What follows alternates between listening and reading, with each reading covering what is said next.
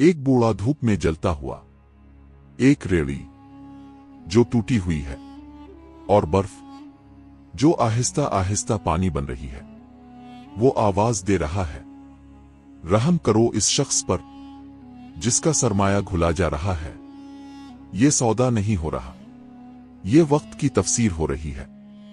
क्या हमने कभी सोचा है कि हमारी उम्र भी तो यूं ही बर्फ की तरह खामोशी से घुल रही है? लेकिन इसका मतलब हमें शायद बाजार के एक बूढ़े बर्फ फरोश ने समझा दिया। ये कहानी सुने, समझी और खुद से एक सवाल करें, क्या वाकई हमारा वक्त फायदे में जा रहा है या खसारे में? बाजार की भीड़ में शोर व गुल था। हर दुकानदार अपनी चीज बेचने में मसरूफ था। कोई सब्जी की आवाजें लगा रहा था, कोई कपड़ों की कीमतें चला रहा था।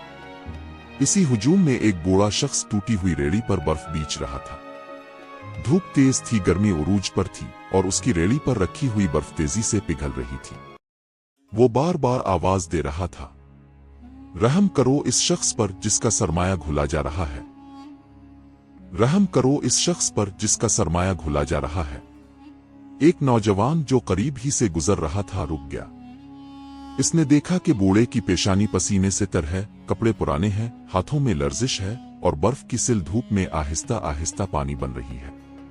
वो इसकी आवाज को सुनता रहा, फिर बोला, बाबा जी, आपकी ये अल्फाज कहीं सुने सुने लगते हैं। बूढ़ा मुस्कुराया और बोला, बेटा, तुमने सूरतुल असर पढ़ी है। वाले असर अनुए अलासाने लेफन खासर। वक्त की किस्म बेशक इंसान खसारे में है। मेरा ये बर्फ का कारोबार यही वक्त की तफसीर है। नौजवान दम बखुद रह गया। बूढ़ा फिर बोला, जैसे ये बर्फ सूरज की तपश में पिघल रही है, वैसे ही तुम्हारी जिंदगी भी वक्त की धूप में घुल रही है।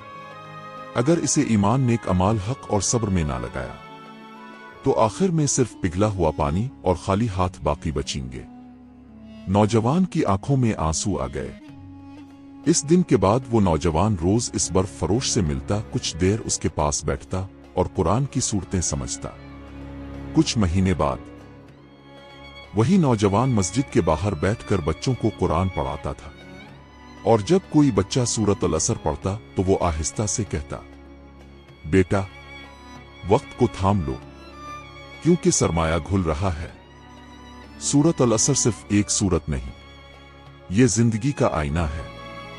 बर्फ की तरह वक्त खामोशी से घुल रहा है। अगर हमने ईमान, नेक अमल, हक और सब्र के साथ इसे इस्तेमाल न किया तो खसारा हमारा मुकद्दर है।